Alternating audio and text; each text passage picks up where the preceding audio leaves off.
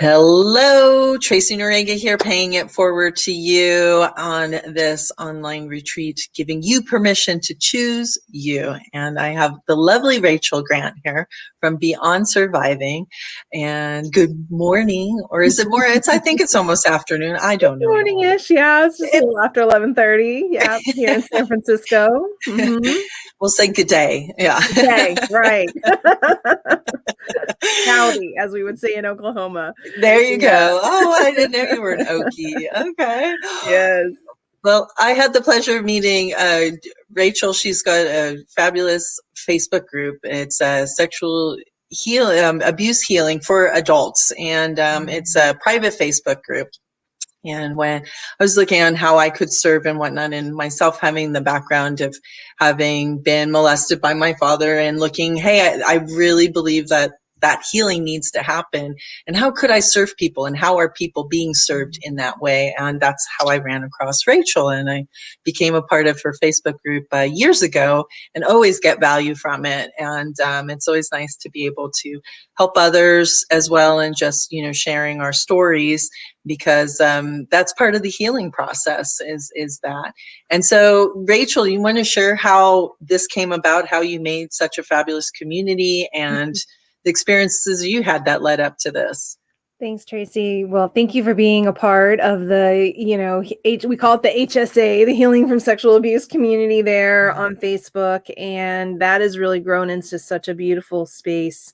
New people joining every day, men and women from all around the world, which is part of what I'm really loving about that space. We have such an eclectic group, all sorts of genders and identities and ethnicities, and people just really bringing their voice and their experience into this community where we are collectively discussing and talking about how do we actually heal from sexual abuse. And, if you had told me 20 years ago that this is what I would be doing, that this would be the main focus of my life and my world, I would have just laughed and laughed and laughed, because I was on track to be a teacher. I was being a teacher, and my love of just education and teaching and learning certainly comes into the work that I do today as a sexual abuse recovery coach.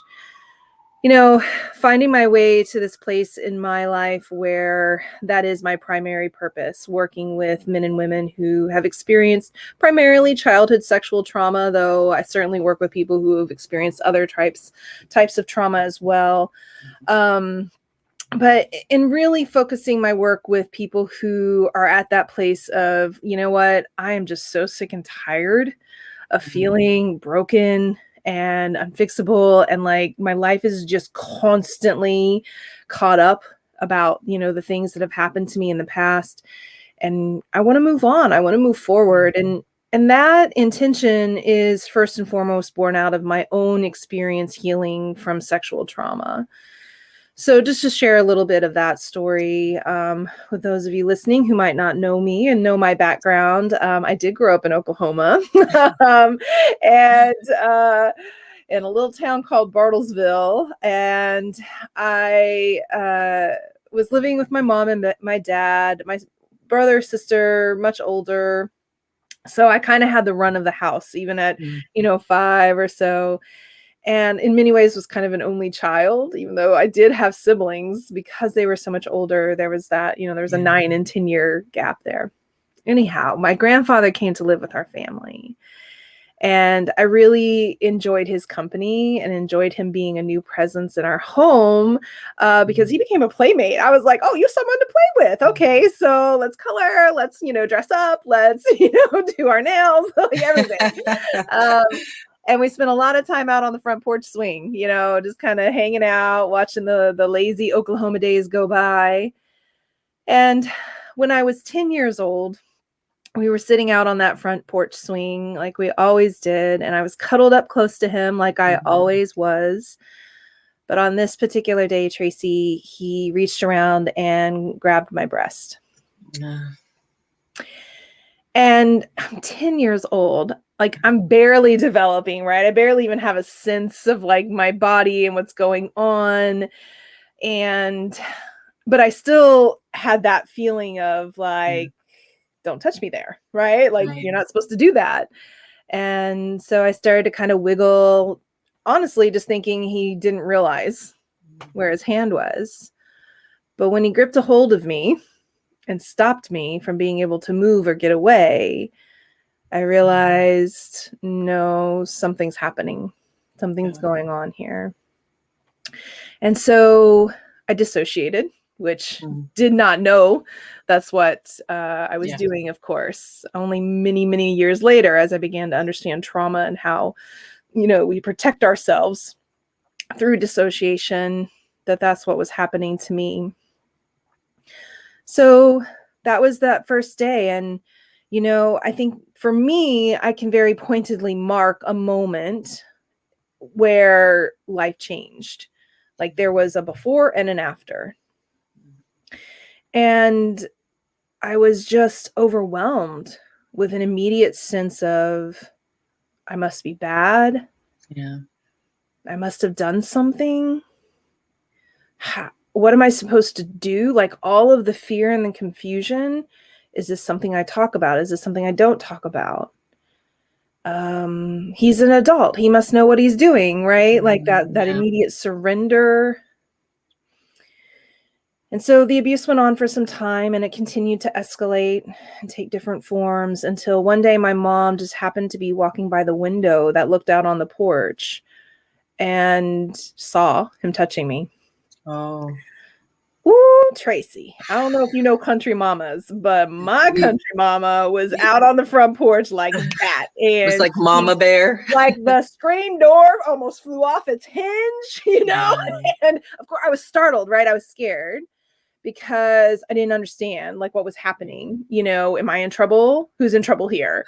And she, snatched me away and brought me inside. And I don't even remember. I can remember her presence like over me, not in like a domineering, like bow wow wow kind of way, but just in a like, what's going on? Are you okay? But even so, like that moment was so jarring for me. There was a part of me that had this feeling of like, we've been caught, like we've been caught. Mm-hmm. And so part of this is mine and part of this is my doing.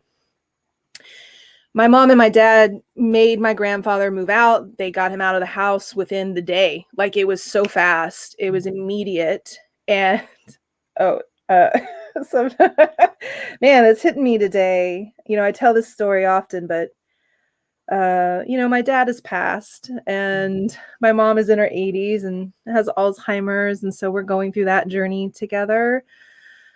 But I just thank them. I have so much gratitude and I really honor that they stood up for me. I've been doing this work for 14 years now. And I hear a lot of stories, actually more than I think often get told, of how parents protect and support and believe their children. But there are an awful lot of stories where that doesn't happen. Yeah. Well, would you not agree too? I've been, in the women's groups I've been in, whether they are based in sexual abuse or not. And, when you get with a group of women and we're really diving deep into, where our self-limiting beliefs come from and the patterns that play out in our relationships and such.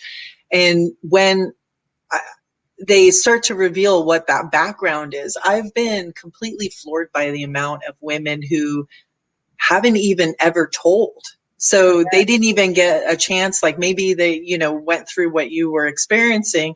And I know I did too. It's like, well, is this right or is this wrong? This kind of feels weird and it doesn't feel exactly right. But like you said, they're the adult and it should be okay. So, but especially when you get told this is our secret, then that becomes a whole nother thing too, right?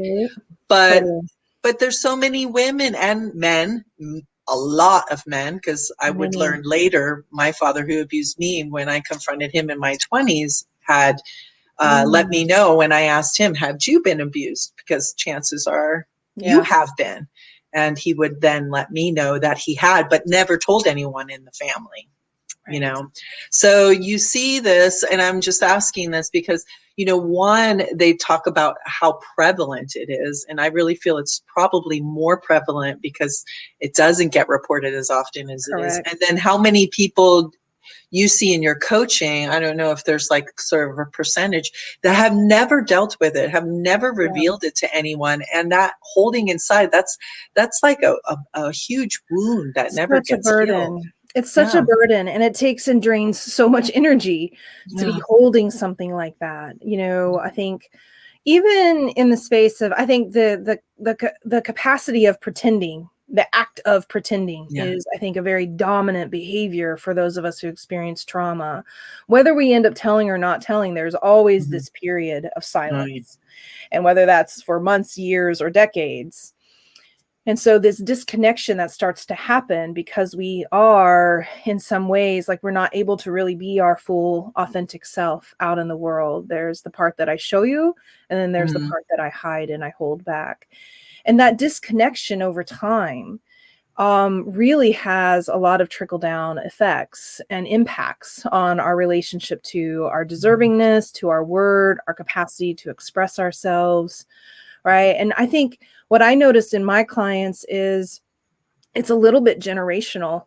A lot Mhm. of my, 50s, 60s somethings are the common theme and story there is I never told, I never talked about it. Nobody ever knows. People in my family still don't know.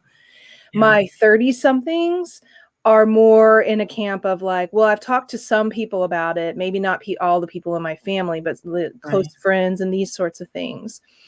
So in some ways that's encouraging because what that Mhm. means is we are generationally getting better and better and better at normalizing, talking about, and getting support and reaching out for help. Yeah. Yeah. Well, and I think that's one big piece is like when you really look at how prevalent it is and how it always has been, it's just Yeah. been this taboo. It's just Yeah. been that taboo that no one speaks about. And, that's one of the reasons really wanting to have you here on this retreat is because knowing just how many people are out there who Yeah. have suffered from sexual abuse and whether they've told anyone or not, or maybe they did and they were discounted, or maybe they did and it was kind of brushed away, or they didn't proceed with healing. I want everyone to know that it's like there are places to go and you don't Mhm. have to sit and think you have to lay on some couch and just be with a person, but that you can actually be in a community, which in my opinion accelerates stuff Yeah. because then Yeah. you're like quickly knowing it's like, oh my god, this Yeah. story is like Yeah. repeated. It's not, I don't mean to be rude, but it's not special. No, it isn't that. I think for me, that was actually a part of my healing is when I started to understand that a lot of the things that I did, a lot of things I struggled with were so in common with other people. Yeah. Then I started to really think of it less as like, I'm bad, there's something wrong with me, I'm broken, I'm Right. a hot mess.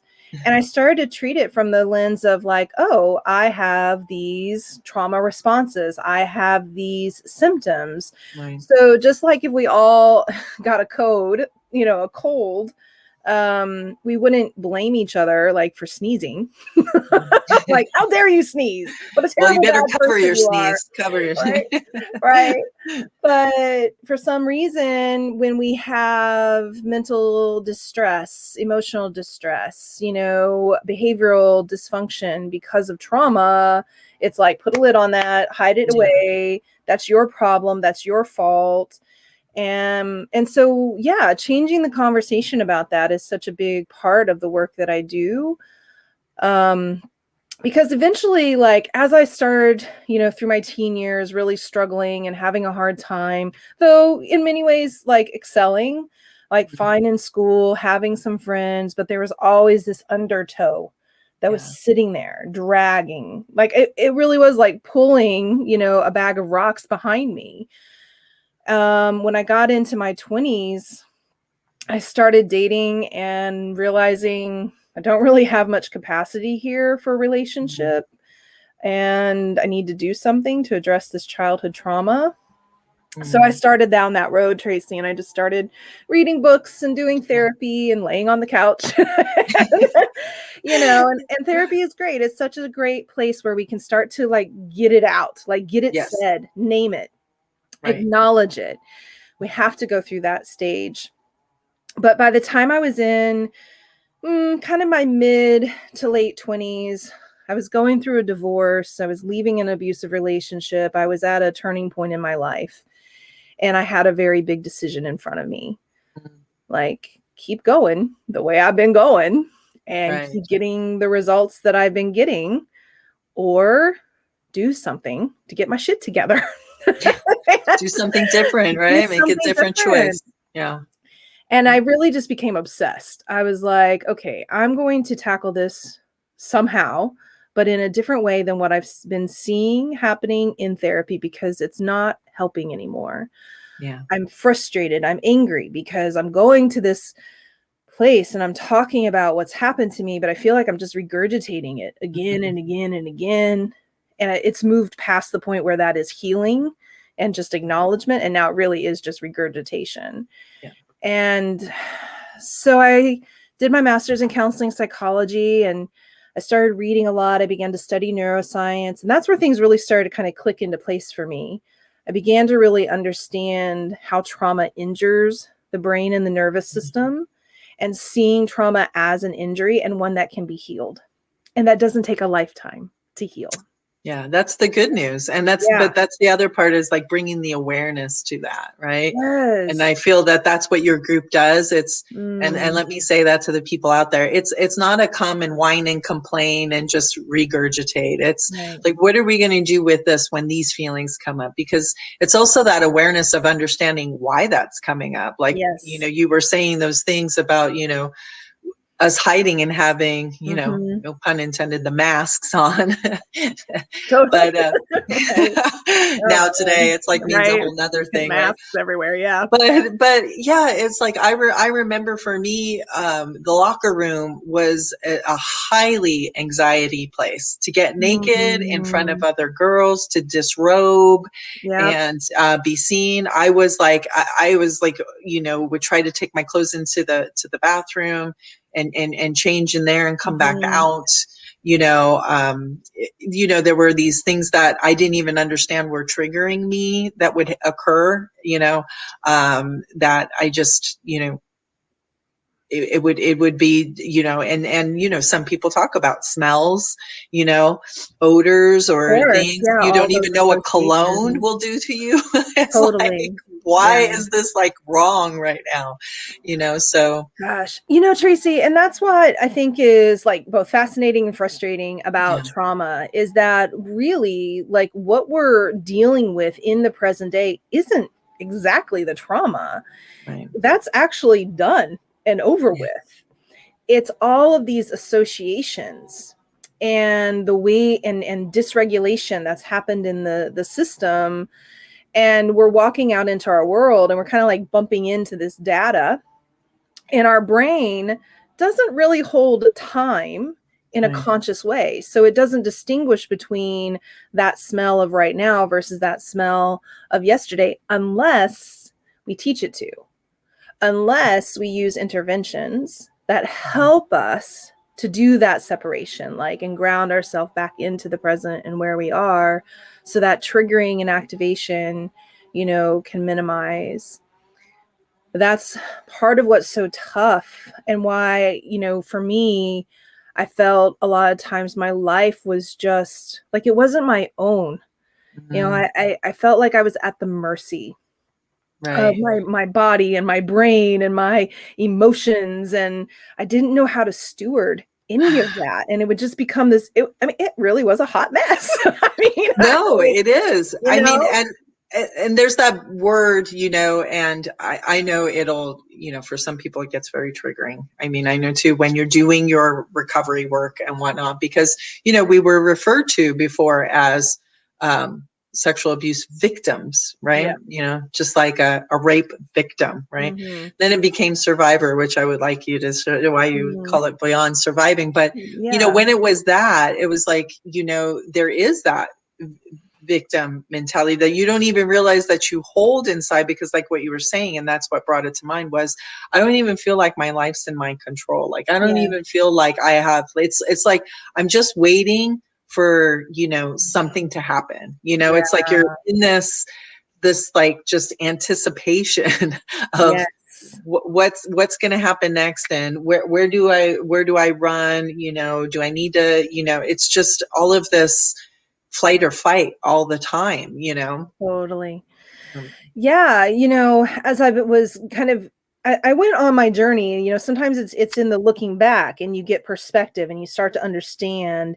And then certainly in the conversations that I started to have over and over and over and over again, I started to see, wait, I didn't just go through that pattern. right. You went through that pattern. Oh, and you went through that pattern. And so this framework for recovery started to emerge. Mm, And where we all begin is the victim stage. So there's the actual victimization that occurs when we're actually being traumatized. But then there's the victim mindset, which can be one of two things. One is kind of resignation, like, I don't have any power here. I don't have any choice here. I don't have any say, which are all lessons that come up Yeah. and out of trauma. The other thing that's happening at that stage is just the flat out denial. I'm Yeah. fine. Yeah. I'm good. What are you That's so talking long about? ago. I'm all good. Yeah, Yeah. right. Like all of that, which I was a master at through my Yeah. teens, right? Me too. Yeah. Oh my gosh.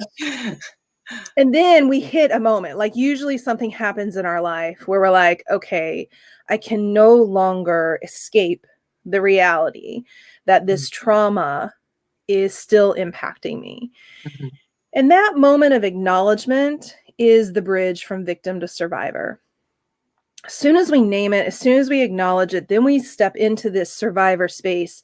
And that shift in language from victim to survivor, probably about 2 decades ago, maybe even three, this was a very important change of language. This was a way, particularly it was, I think, driven by women who wanted to feel empowered, who didn't want to feel disenfranchised because of the abuse that they had experienced.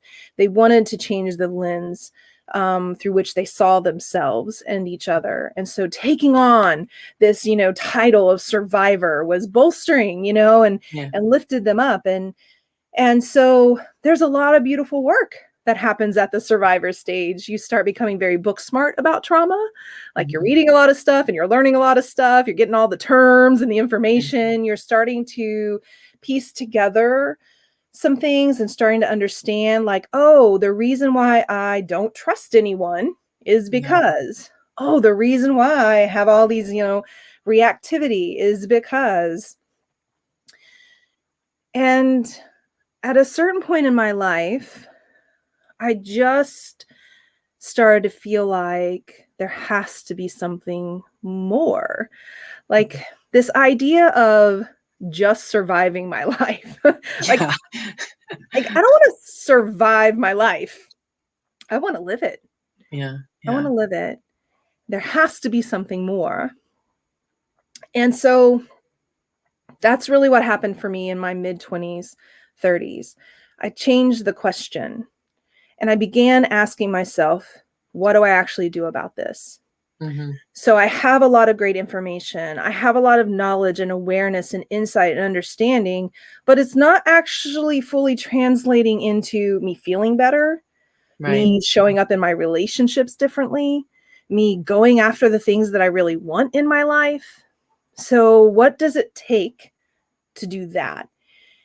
And that's really where Beyond Surviving came in to it was birthed, I guess. It was this idea that we have to begin thinking about things through the lens of intervention, strategy, skill, tool.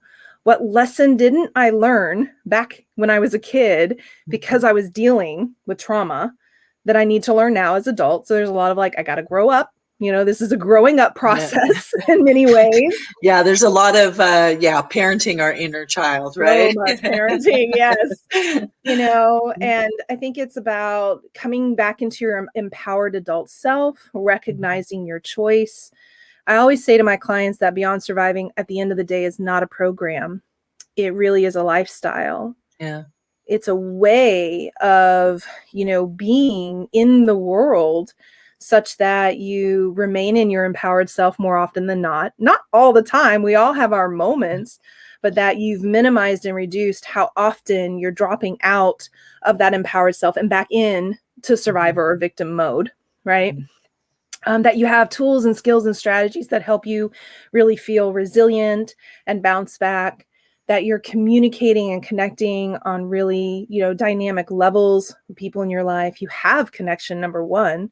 I mean, I think isolation is such a huge, thing that we do as a result of abuse. So yeah, that's my point of view, and really trying to bring a new, like, let's talk about how we heal from trauma through that perspective. Yeah. And that's just it. It's like taking that back. And as you said, it's like we can, because I did the same thing. I threw myself into books and reading how to, get, through and look at it all differently. And like you said, you start learning these terminologies, and it was very enlightening to go, oh my gosh, so that's why I can't change in the room, that's why that, uh, smell does that to me. That's why, when someone says or touches me in such a way, it's like automatically there's this, visceral feeling in my body. And awareness is great, but then it's like, what to do with it then. And I think that's another reason why I chose you to come and speak about this, and with all the speakers who are here, because they all have a sense of community. And this is another thing that is really, really important when we are busting through these, boundaries and these places we've hidden and, said, oh, I don't need to deal with that. And when you need to have a support system around you. 100%. You need to know that you have a place, because you may not have that in your family. You may, as sad as it is, you may not even have that in your partner, but right? but in the meantime, like, for you to do the healing you need to do for you to choose you and your healing and your well-being, your mental health, your emotional health. And I love how you said it's like your life is for you to live, but even more so, it's for you to enjoy. It's for you to, like, just, express yourself and not feel like you have to hide and be, that, where's it going to come from next thing, because that's just, it is, like you said, it's so exhausting and tiring to live from that space. So I would like you to tell, like, beside the Facebook group, like the different levels of, engagement that you have in your community, so that people know that, they could kind of proceed in such a way, or if they just want to dive into the one-to-one, like what it is you offer. Oh, thanks, Tracy. Yeah, there are lots of wonderful ways that you can connect with me. So absolutely, the Facebook group is a great place to start to get into community. Another opportunity is I do a monthly support group, Adult Survivors of Child Abuse. This is a virtual group. We meet once a month, and we explore different topics that are important, in this journey of healing. So it's a drop-in group. It's donation-based. No one is turned away for lack of funds. And Tracy, you've been there, a little bit. I have, and I can say it. Yes, and the topics, that one was very interesting. Totally threw me off. I was like, I thought it was going here, and all of a sudden it went somewhere else. There. So right. It was fun. Yeah, it was fun to see. So. Nice. And that's for me, like that is a place where people can, again, like, particularly if you're in that survivor stage where you're in maybe earlier stages of healing, or you're just starting to try to find places, safe spaces where you can talk about your experience and get support. That's a really great place to drop in. But you can come no matter where you're at in your journey and just get support and be a part of community. From there, a nice kind of foundation program to think about is my 28-day boot camp for the brain program. So this is a self-study course. I do offer some support by way of Facebook office hours and email.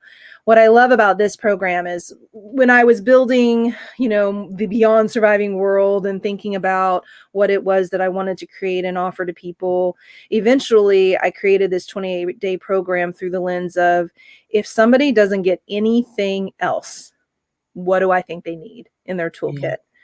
And so that's what I really teach in the 28-day. There's we cover the neuroscience of trauma, understanding triggers, how to release and eliminate triggers, getting the nervous system under control, really building in confidence, and creating more energy and vitality are really all pieces. And that's also offered on a sliding scale with a minimum investment of $35.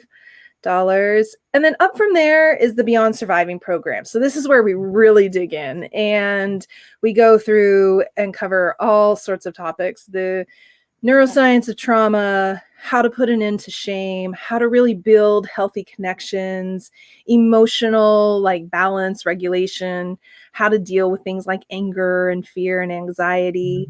And then relationship skills, as we really dig in like a lot with that: trust and vulnerability and sexuality and intimacy and on and on and on. The whole kit and caboodle, as my mom would say. So, like really, really in there.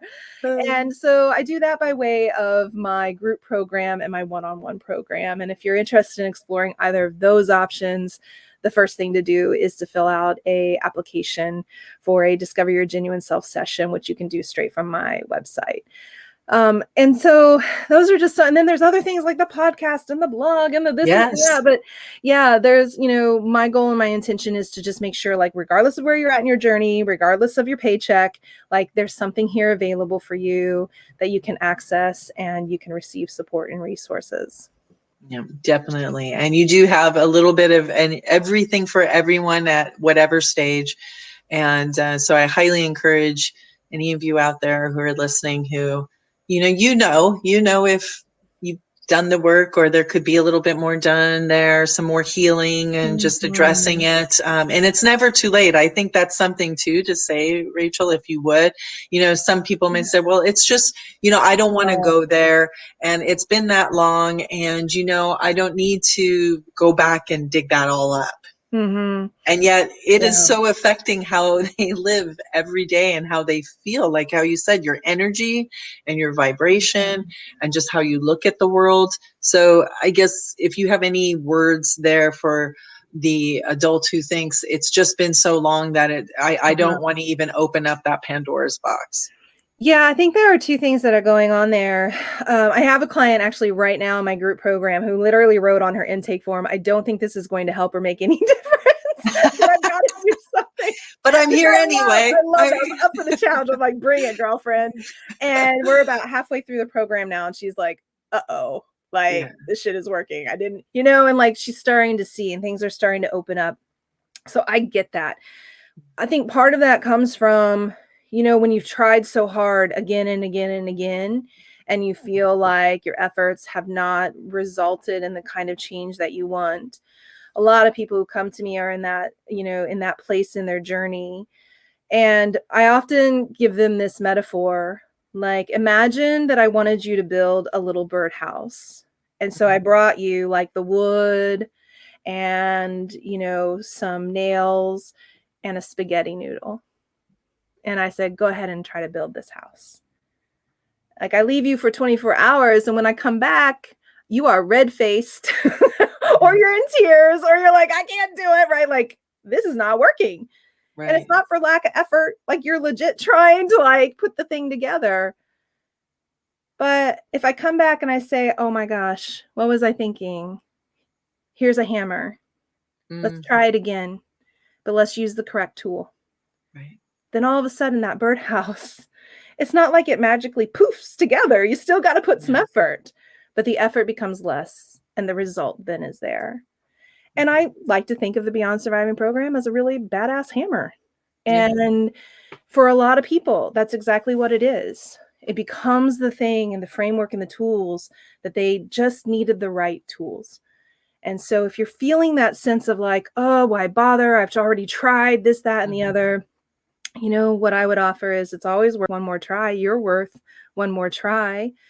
And maybe I'll be that fit for you and that mentor and that guide can support you. Or maybe I'll get you to the person who can. Right? And, that whole place of like, gosh, what if I open up this Pandora's box? Like, it's open. I think that's an illusion to like, again, like we can try to pretend because we're really good at it. Yeah. But we know that we're not living to our fullest capacity. We know that we don't have the amount of vitality and energy and connection in our lives. And so what I often say to my clients is this is one of the reasons why the Beyond Surviving program is a program in that sense that it's a step-by-step process. I've spent 14 years thinking about what do we need to do when in order to maximize healing and minimize re-traumatization, because of what a lot of people experience is they do go into therapy and the therapist just says, so tell me about your life. And then it is kind of this, well, just throw the lid open and let's just throw it. And then there's no structure, there's no container, there's no, or they try to get people into telling their trauma story on day one when there's no rapport, no relationship, no foundation for system regulation. I could really get on a soapbox about all that. Or even just for trust. Yeah, there just hasn't been built. Yeah. And so I think one of the benefits of working, through the lens of coaching, number one, but also through the framework of Beyond Surviving, is we take things in little baby bites, right? We're not going to throw the whole thing open. It's like, okay, I'm just going to ask you to look at this one thing that's in front of you right now.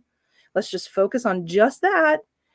And as you start to have success there, it builds your confidence, builds your capacity. Okay, now let's take the next little bit. Okay, now let's take the next little bit. And so whether it's my program or somebody else's, I would say if you're in that place in your journey, start to look for that kind of resource. Somebody who has a framework and a structure that they're going to take you through, rather than just going into the kind of support that is going to ask you to do work in a way that actually might not serve you anymore. Along those lines, like a great resource to help you figure that piece out is my checklist, which you can get at rachelgrantcoaching.com/checklist. And that's really just about those stages of recovery. Because what I'm speaking to now, right here, is making sure that you're getting the kind of support that's in alignment with where you are in your journey. Because a lot of re-traumatization happens when that's not happening. So this checklist can help you kind of figure out where you are in which stage you're in, like what kind of goals are there for each stage, and the best kind of support to get based on where you're at. Well, you've heard it here. She's gone through it herself. She's helping others go through it every day. And with that, just always, sounds like tweaking and using everything that you're getting from everyone to just make it that much better. So I really highly encourage you to reach out and just jump in the Facebook community. Absolutely no cost. And you can just, we'll have all those links down below for the community. And what free gifts are you offering the attendees so they can? Yeah, so come check out the checklist. I think that's always the best place to start. I think that's a good place to start. And of course, if you have any other questions or anything else you'd like to know about, you can email me and check in with me there too. Happy to be there as a resource and support however I can be. Yeah, and do take a look. We have her website down there. She has so many resources. And like she said, she's got a podcast as well that covers a lot of these topics, and some guests, occasionally that share their stories too and their journeys. So thank you so much, Rachel, for your service, for your journey, for sharing your story. And I don't know, any closing words that you would like to say? Well, I just thank you so much for the space to tell my story and to connect. And for all of you listening, thanks for taking the time. And just want to leave you with words of encouragement that you are never too broken to heal. And it's actually never too late to have a happy childhood. And so reclaiming our lives and taking back choice is really the name of the game. And so I just want to encourage you and just send so much love and blessings to you and wherever you are in your journey. And if I can be a part of it, let me know. I'm here. Okay, thank you, Rachel. And so you heard her say it's all about choice. So please choose you and choose to heal. It's never too late to heal. And I love that about it's never too late to have a happy childhood too. So thank you. That's very, very encouraging. All right, everyone. Well, thank you for listening. And there will be the next speaker. If you need to go take a bio break, go get some tea, stretch your legs, and we'll see you on the next one. In the meantime, stay happy, healthy, positive, and enjoy the rest of your never before lived day. Bye.